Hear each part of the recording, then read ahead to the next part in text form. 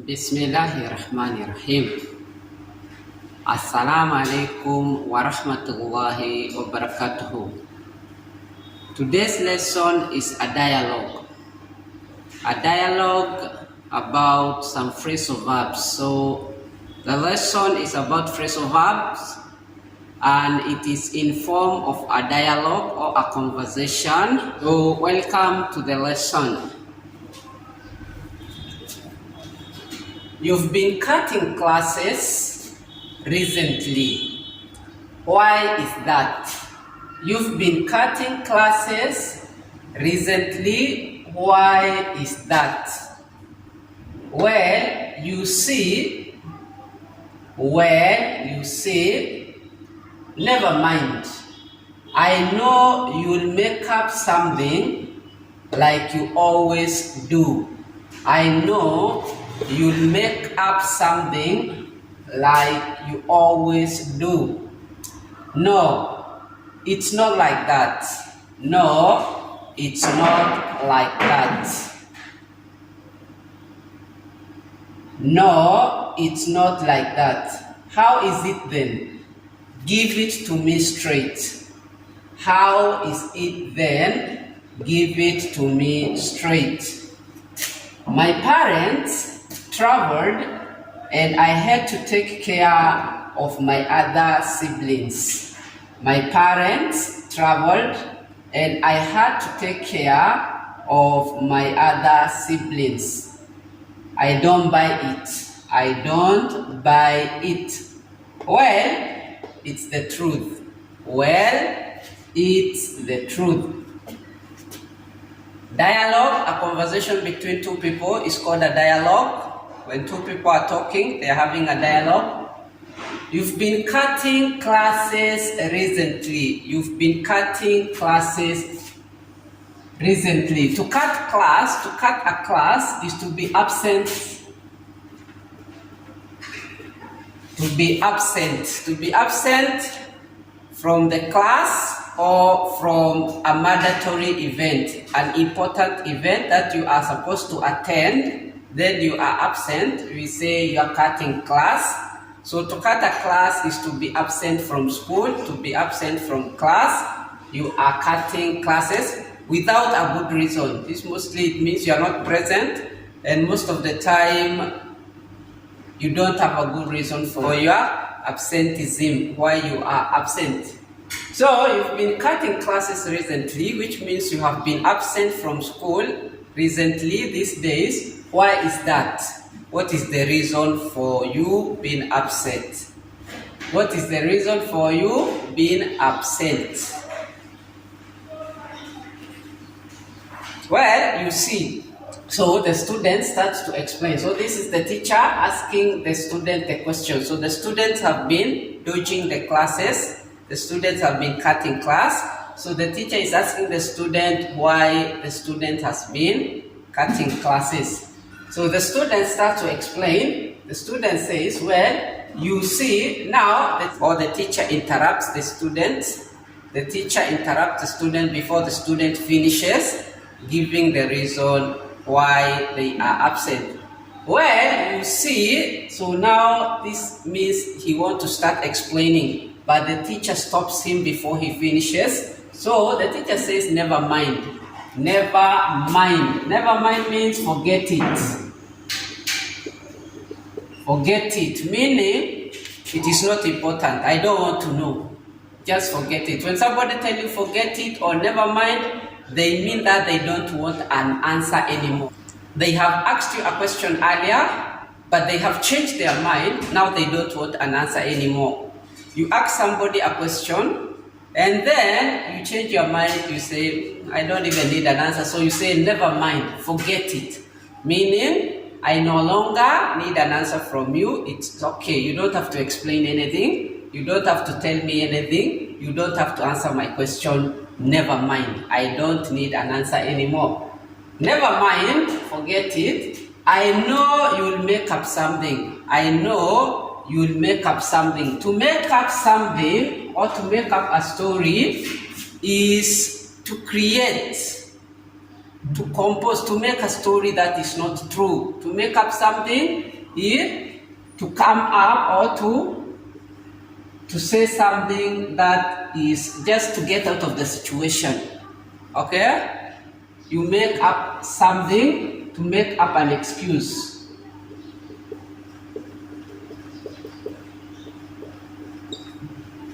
You just look for something to say so that you can get yourself out of the situation or out of the trouble, but it is not true. So it is something made up. Something made up is something that is not true. It's something that is false.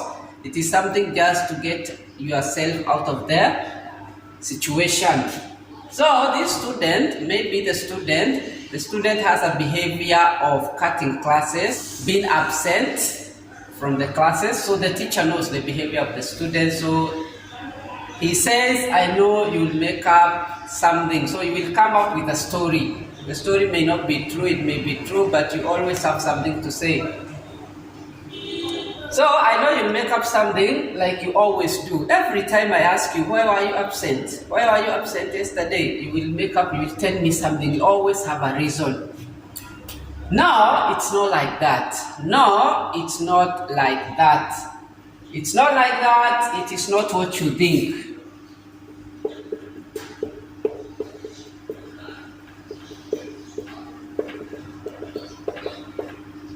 So the student is telling the teacher, I know you think I am lying, or I know you think I am making up a story, but it's not like that. It's not a lie. I am not making up the story. I am not making up something to get myself out of the problem or out of this situation. No, it's not like that. How is it then? How is it then? Okay, tell me, what is the reason why you are cutting classes? How is it then? Give it to me straight. Give it to me straight. It means tell me the truth. To tell the truth. To speak the truth. To tell the truth, give it to me straight. If you're asking somebody something and you want them not to lie, not to beat around the bush, tell me the exact truth. Nothing but the truth. Only the truth. My parents traveled, so the student starts to give the reason. My parents traveled, both my father and my mother, they traveled, they went somewhere. And I had to take care of my other siblings. And I had to take care of my other siblings. So the student says, my parents, they went away, and I was the one who was in charge or who was responsible for my brothers and my sisters at home. My siblings, my other siblings, my brothers and my sisters. The teacher says, I don't buy it. I don't buy it, meaning I don't believe it.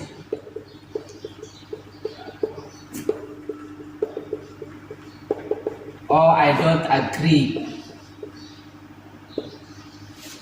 To buy something is to go to the shop and buy something, but in this manner, in this term here, we are talking about to believe something. Somebody says, I don't buy it. If you tell somebody something, and then he says, I don't buy it, it means he's telling you he does not believe what you're telling him or you're telling her is true. So the teacher says, I don't buy it, meaning I don't believe you, I don't agree with you. Why? Because maybe the teacher knows the family of this student. And he knows who takes care of the family, who is responsible for the family. So when this student says he was taking care of the siblings or taking the responsibility of the house, the teacher knows this student is lying because the teacher is aware of their family, who is, when the parents are away, who takes responsibility. So it's not possible for this student to have taken the responsibility when maybe there's somebody older than him or her. So the teacher says, I don't buy it, I don't believe you, I don't believe it, I don't agree with you. The student says, well, it's the truth. It is the truth. So the student is telling the teacher whether you believe me or not, that is the truth. You've been cutting classes recently. You have been absent from school. You have been absent from class these days. Why is that? Why are you absent? What is the reason? Well, you see, so the student want to explain, the teacher says, never mind, just forget it. It's not important. I don't need an answer anymore.